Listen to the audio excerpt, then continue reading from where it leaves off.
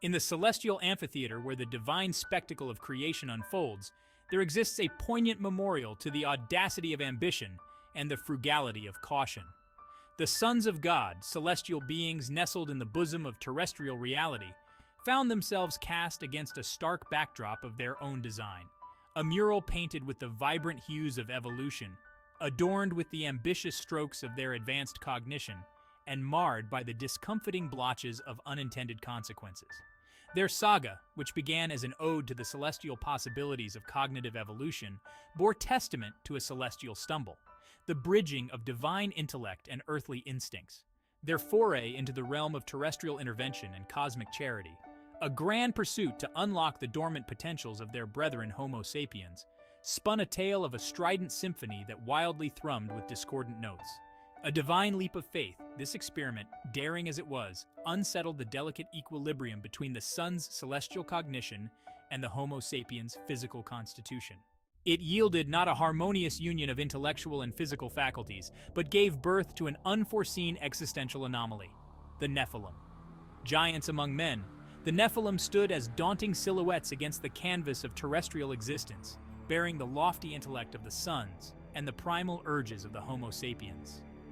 They emerged as custodians of a reality that careened precariously between divine order and chaotic dissonance, echoing unsung verses of the Celestial Saga. Their presence reverberated in the realm of the ordinary, narrating a tale of divine folly, of celestial ambition interlaced with earthly recklessness. The echo of the sun's celestial saga sounded not as a harmonious lullaby for the Homo sapiens, but as a thunderous dirge of discord. Unprepared for the profound wisdom that had been thrust upon them, the Homo sapiens grappled with their newfound cognitive prowess, teetering on the brink of existential pandemonium. Like a foal learning to stand, humanity staggered uncertain, shifting precariously under the weight of the profound knowledge that had descended upon them. Innocent pursuits of cosmic understanding warped into unharnessed forces of destruction, ripping through their society like hurricane winds. Celestial knowledge distilled into earthly chaos, unbeknownst to its divine bearers. Thus, an unprecedented dilemma unraveled before the sons. They stood as bearers of an unforeseen catastrophe, their lofty ambitions having fanned the flames of chaos in the realm they had sought to uplift. Their celestial saga, until then an orchestration of intellectual advancement, was jolted into a grim dance of repentance and rectification. In the throes of such a monumental crisis, the harmony of their celestial saga markedly shifted. The discordant notes of regret rang high, resounding through the cosmic realm and echoing the profound lesson learnt. Cosmic wisdom, while a connective thread of celestial unity, needed careful and appropriate mediation in its dissemination. The sons of God, having witnessed the fallout of their actions, embarked on a new chapter in their saga. Their celestial cognitive abilities, once radiating with the promise of divine intervention, now hummed with a somber tune of repentance and growth. The echoes of careless intervention subsided, giving way to profound introspection, stirring a new verse in the symphony of their celestial saga. The new melody resonated with a divine understanding of their role, threading caution into their celestial cognition, anchoring their potential in the symphony of cosmic harmony. Thus, the sons began to play their refashioned tune amidst the growing cacophony of disorder. Their celestial saga, while marred by the ink of temporal folly, began to resonate with the wisdom gleaned from their falter. The celestial symphony played by the sons began to evolve, bearing witness to their rising understanding of the delicate harmony between celestial cognition and terrestrial realities. The echoes of their celestial saga began to hum a different tune, one of humility, of understanding, of balance, a testament to their celestial harmony crafted from the earthly discord, shaping a symphony echoing the profound wisdom born from a momentous stumble. As the symphony of existence echoes through the dominion of eternity, punctuating the silence with sonorous melodies, a time arises wherein discord notes dance amid celestial harmonies. This epic, imprinted between the verses of divine order and terrestrial whim, unfolds within the intricate tapestry of the sons of God. Evolution's audacious children, who were bestowed with superior cognition, were spurred by an innate celestial aspiration. It was a pull as persistent as gravity, an unbidden calling that yearned for unity between the cosmos above and the brethren below. The sons embraced their celestial calling and perceived themselves akin to divine mediators, entrusted with the task of uplifting their brethren, the Homo sapiens, to cosmic glory. Enthralled by the panoramic vision of their terrestrial kinsfolk being elevated to celestial wisdom, the sons were blind to the discreet veil of caution that draped the fringes of their noble quest. What ensued was a daring act of cosmic intervention, as grand and perilous as the beings who conducted it. The sons, aflame with the desire to share their divine cognition, merged their essence with the Homo sapiens. The offspring resulting from this divine coalescence were the Nephilim, beings of terrestrial birth, yet wearing a celestial mantle, a hybrid born of audacious ambition and the earthly pulse of survival. However, behind the luminous promise of the Nephilim hid a perilous certainty, a Pandora's box that held clandestinely within its sealed confines the specter of looming chaos. A physical embodiment of their celestial wisdom, the Nephilim stood on the earthly plane as giants among men, paradoxical symbols of divine folly and terrestrial recklessness. Yet the consequences of the sun's intervention unraveled in ways they were unprepared to anticipate. The wisdom they had disseminated to Homo sapiens, rather than forming a gentle creek of knowledge, raged as a tempestuous river, overflowing the banks of their cognitive understanding. Their cornerstones of peace bred weapons of destruction. The alchemy of cosmetics was exploited to beguile the unsuspecting. The secrets of the stars fueled attempts to manipulate the harmonious cosmos, birthing a society swirling in chaos and blind to the spiraling descent to ruin. Humankind, still toddling on the cradle of evolution, fell prey to the intoxicating allure of unbridled wisdom, resulting in a distortion of their pace of growth. Like children playing with fire, they reveled in the chaotic surge of newfound power, oblivious to the flames that were scorching their societal fabric. The once symphony of harmony descended into a cacophony of violence, the discord resounding deafeningly within the cosmic echelons.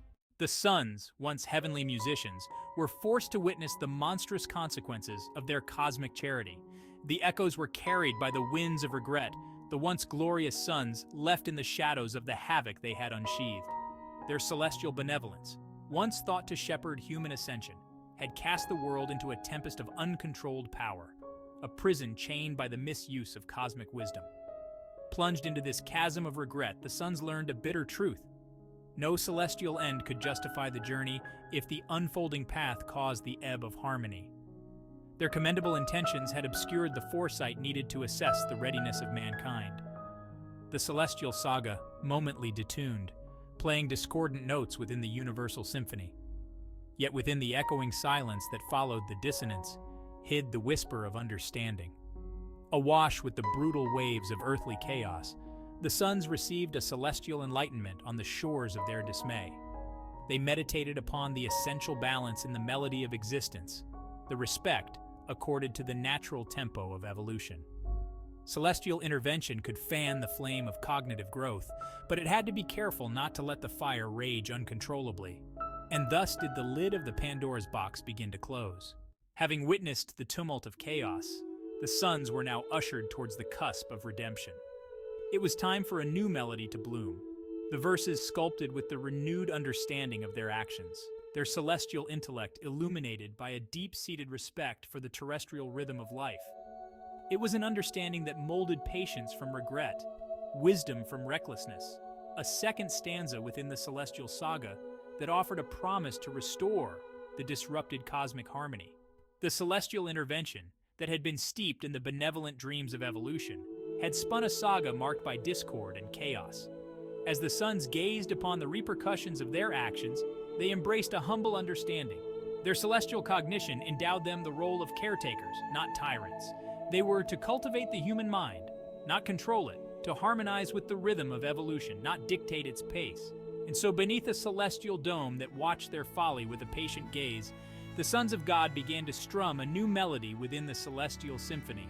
It echoed with the notes of repentance, a rhythm born from understanding and fortified with wisdom. Shaping their legacy into a beacon of caution and hope, the sons were ready to navigate their future, guided by the glow of their lessons, the symphony of their celestial saga, resonating with a profound understanding of their interstellar harmony. Kneeling at the precipice of devastation, the sons were guided by a divine whisper, nudging them towards an act of salvation, as heartbreaking as it was regenerative, the Great Flood, an act initiated by their celestial patron to cleanse the terrestrial realm of the rampant chaos and grant it a chance of rebirth. Through the veil of devastation, the rhythm of life echoed, a pulsating call for redemption reverberating with the cosmic melody. The suns, bearing witnesses to the calamitous panorama they had unwittingly fathered, were propelled into action, recounting the grand verse of existence, the unstoppable wheel of creation and destruction, of birth, death, and rebirth. Heeding the celestial mandate, they embraced their role as divine mediators. In doing so, they ignited a cataclysmic event designed to purge the world of its tarnished state, a deluge of biblical proportions that would resonate in human memory for generations to come. This great flood was not simply a divine punishment, but a celestial ablution, a reset, assigned to wash away the discord and restore harmony, marking an end to an era and heralding the dawn of another.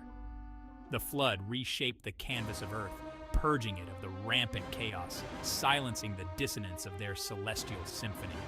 Every civilization, every echo of their misguided intervention, was consumed by the unyielding tides. It was a necessary destruction, a crucible that birthed a chance for regeneration, an opportunity for the suns to restring the harp of existence and begin anew. The phoenix of civilization was to rise from the ashes of its predecessor, the silent echo of its celestial saga carving a testament of evolution on the canvas of time. Yet even within this sea of annihilation, the suns held fast to a spark of redemption. The lullaby of survival intertwined with the symphony of destruction, carrying a fragile ark brimming with life amidst the torrential downpour.